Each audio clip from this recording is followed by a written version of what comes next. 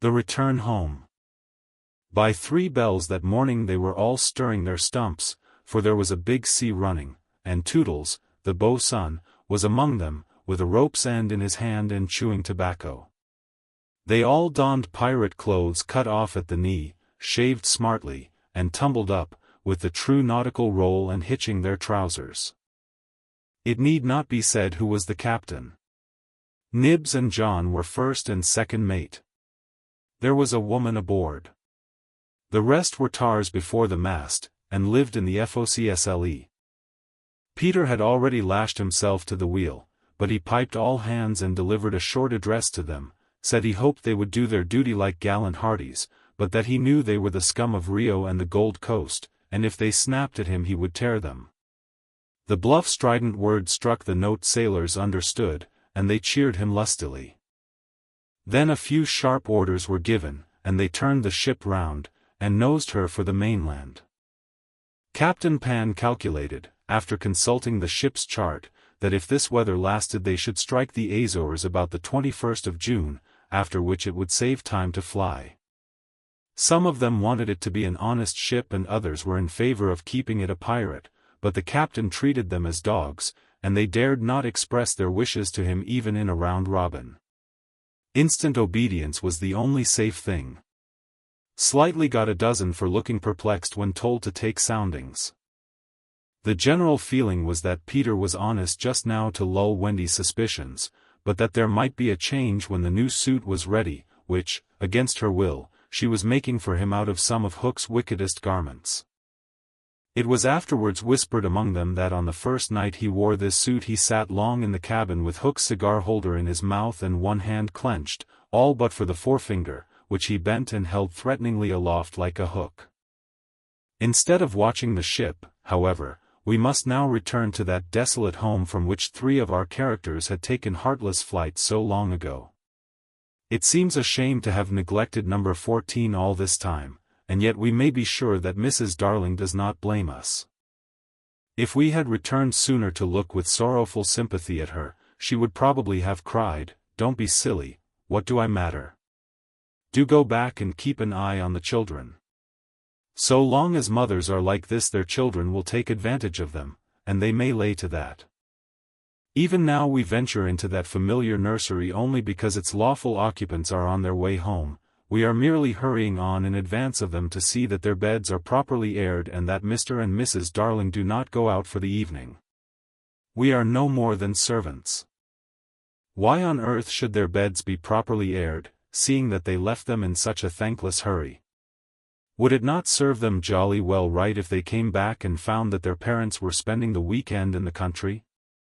It would be the moral lesson they have been in need of ever since we met them. But if we contrive things in this way Mrs. Darling would never forgive us. One thing I should like to do immensely, and that is to tell her, in the way authors have, that the children are coming back, that indeed they will be here on Thursday week. This would spoil so completely the surprise to which Wendy and John and Michael are looking forward. They have been planning it out on the ship, mother's rapture, father's shout of joy, Nana's leap through the air to embrace them first, when what they ought to be prepared for is a good hiding. How delicious to spoil it all by breaking the news in advance, so that when they enter grandly Mrs. Darling may not even offer Wendy her mouth, and Mr. Darling may exclaim pettishly, "Dash it all, here are those boys again." However, we should get no thanks even for this. We are beginning to know Mrs. Darling by this time, and may be sure that she would upbraid us for depriving the children of their little pleasure. But, my dear madam, it is 10 days till Thursday week, so that by telling you what's what, we can save you 10 days of unhappiness. Yes, but at what a cost? By depriving the children of 10 minutes of delight. Oh, if you look at it in that way. What other way is there in which to look at it?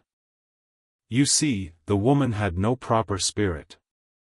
I had meant to say extraordinarily nice things about her, but I despise her, and not one of them will I say now. She does not really need to be told to have things ready, for they are ready.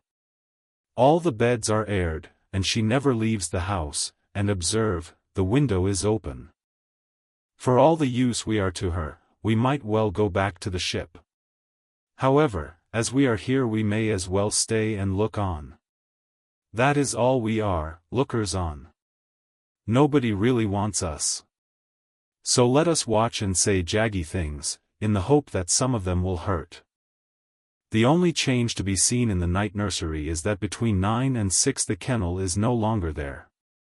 When the children flew away, Mr. Darling felt in his bones that all the blame was his for having chained Nana up, and that from first to last she had been wiser than he.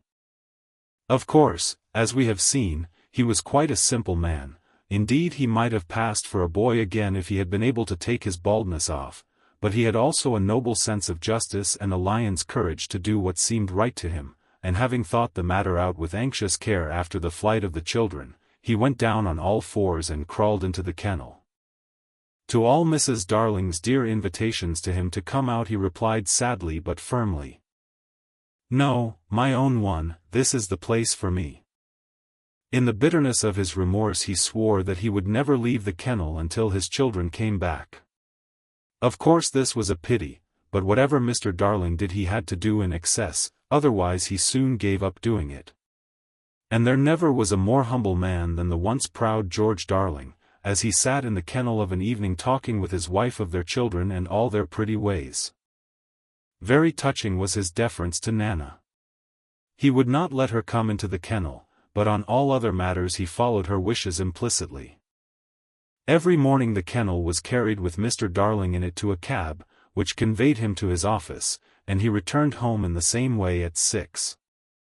Something of the strength of character of the man will be seen if we remember how sensitive he was to the opinion of neighbors, this man whose every movement now attracted surprised attention. Inwardly he must have suffered torture, but he preserved a calm exterior even when the young criticized his little home, and he always lifted his hat courteously to any lady who looked inside. It may have been quixotic, but it was magnificent. Soon the inward meaning of it leaked out, and the great heart of the public was touched. Crowds followed the cab, cheering it lustily, charming girls scaled it to get his autograph, interviews appeared in the better class of papers, and society invited him to dinner and added, "Do come in the kennel." On that eventful Thursday week, Mrs. Darling was in the night nursery awaiting George's return home, a very sad-eyed woman. Now that we look at her closely and remember the gaiety of her in the old days, all gone now just because she has lost her babes, I find I won't be able to say nasty things about her after all. If she was too fond of her rubbishy children, she couldn't help it. Look at her in her chair, where she has fallen asleep. The corner of her mouth, where one looks first, is almost withered up. Her hand moves restlessly on her breast as if she had a pain there. Some like Peter best, and some like Wendy best, but I like her best. Suppose, to make her happy, we whisper to her in her sleep that the brats are coming back.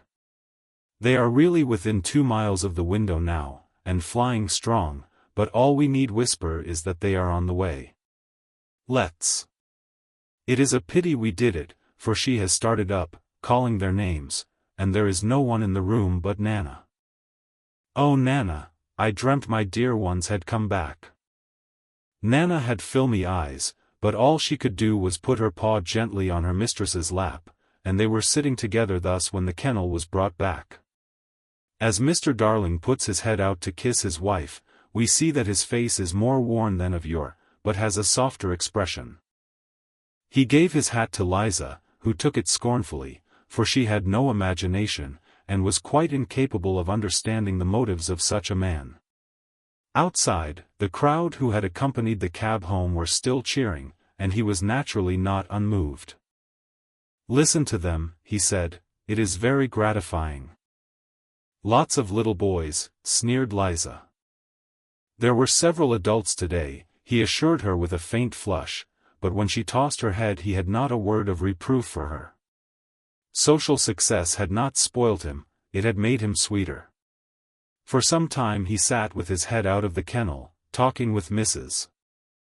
Darling of this success, and pressing her hand reassuringly when she said she hoped his head would not be turned by it. "But if I had been a weak man," he said. Good heavens, if I had been a weak man. And, George, she said timidly, you are as full of remorse as ever, aren't you? Full of remorse as ever, dearest. See my punishment, living in a kennel. But it is punishment, isn't it, George? You are sure you are not enjoying it? My love. You may be sure she begged his pardon, and then, feeling drowsy, he curled round in the kennel. Won't you play me to sleep, he asked, on the nursery piano, and as she was crossing to the day nursery he added thoughtlessly, and shut that window. I feel a draught. Oh George, never ask me to do that. The window must always be left open for them, always, always. Now it was his turn to beg her pardon, and she went into the day nursery and played, and soon he was asleep, and while he slept, Wendy and John and Michael flew into the room. Oh no. We have written it so, because that was the charming arrangement planned by them before we left the ship, but something must have happened since then, for it is not they who have flown in, it is Peter and Tinker Bell.